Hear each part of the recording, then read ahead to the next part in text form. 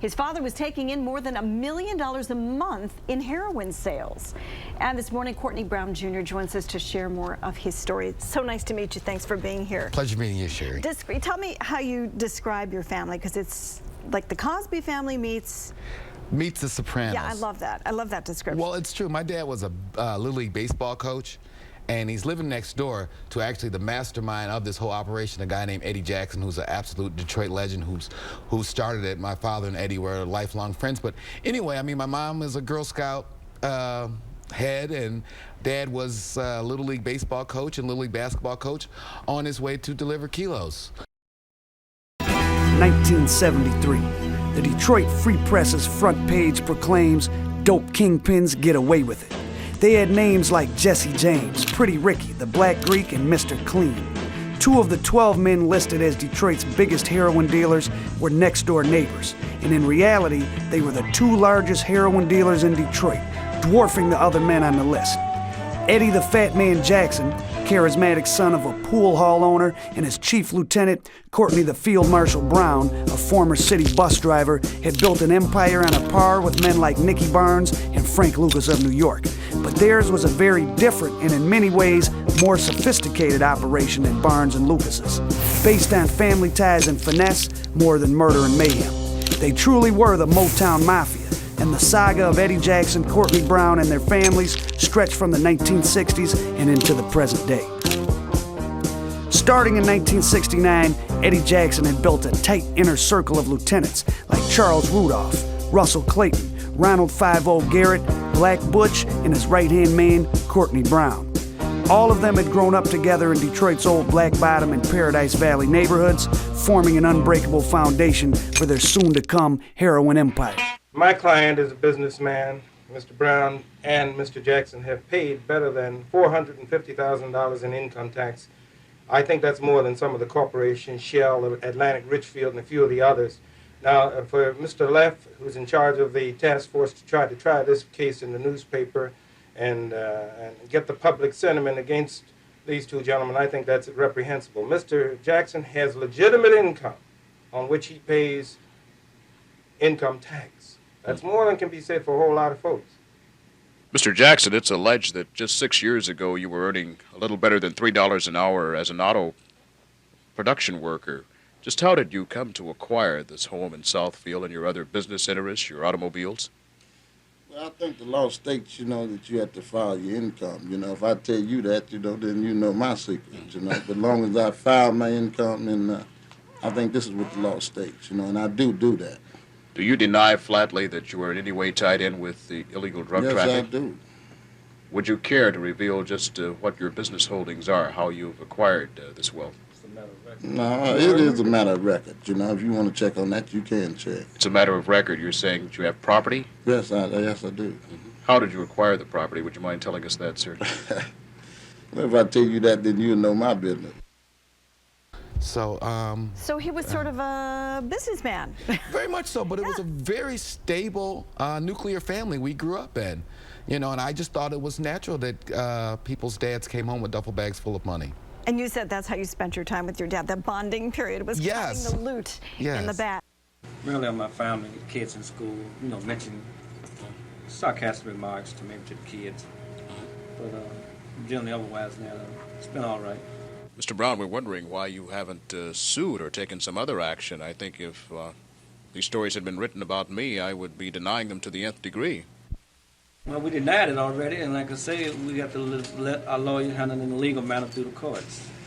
But us saying that we didn't do it, they said we did do it. It's a continuous argument. So the best thing, let it leave it up to the legal remedy, and they will solve the problem. Can you give any reason why they were singled out of all the people in the metropolitan Detroit area? Well, they weren't singled out.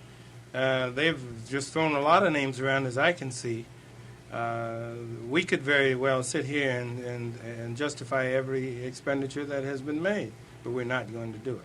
And what a unique set of circumstances and a unique time in history it was for Detroit, and we as a people. I thought the timing was right because this is a story that everyone in Detroit can appreciate, and it's actually a story that everybody in America can appreciate.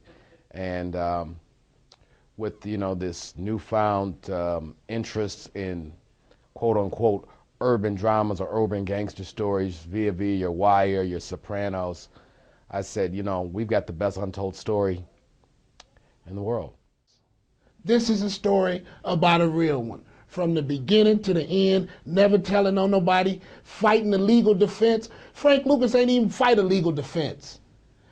You understand? None of them fought a legal defense because they told. They didn't have to have the lawyers of Ross Black, Milton Henry, the best lawyers of that day, equal to Johnny Cochran. Ross Black was such bad of a lawyer, he came out of New York, he wrote the book of law.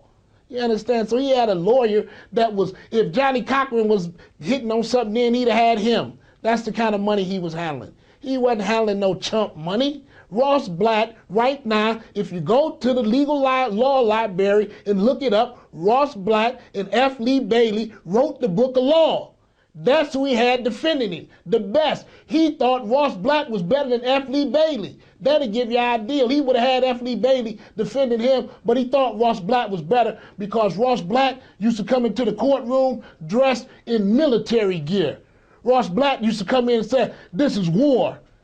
And I'm going to tell you something else. The reason you don't hear about no killers in this story, because my father's battle was with the government more than anybody, because couldn't nothing on the streets handle him. So it wasn't no war there. The war was with the government, because nothing else could hold him back, period.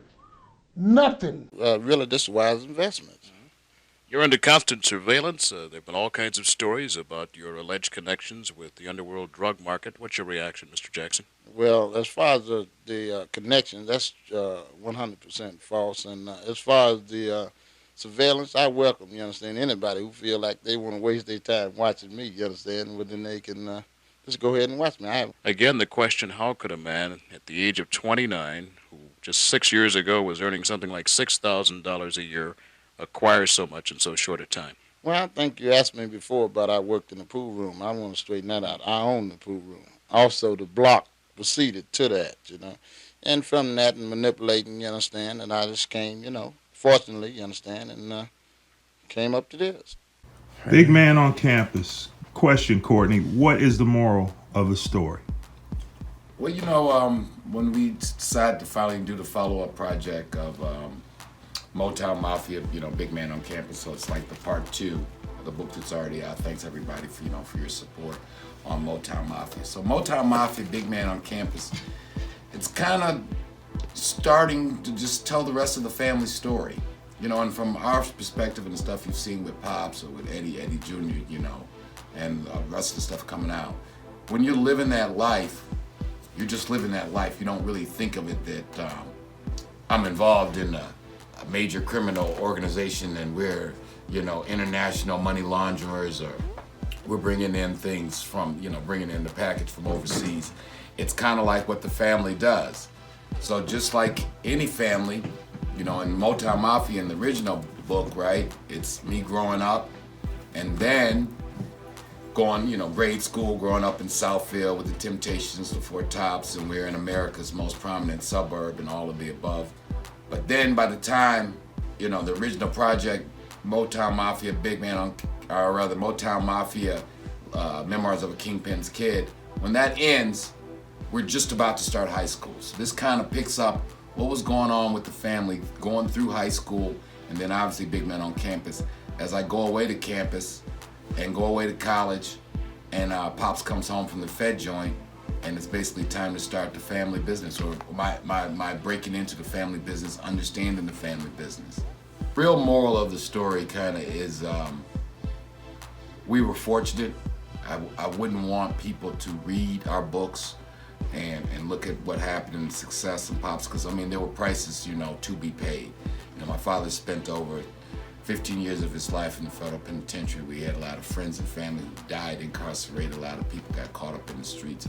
And then in particular, the fact that, Pops is home and my niece, his granddaughter, are off in Ivy League schools and all the legitimate businesses the family has now, that we were just very fortunate. And that that's really kind of the moral of the story. And if you're lucky enough to get there, but do not be in the game and think that you're going to be as fortunate as we are, because our story is really the exception, not the rule.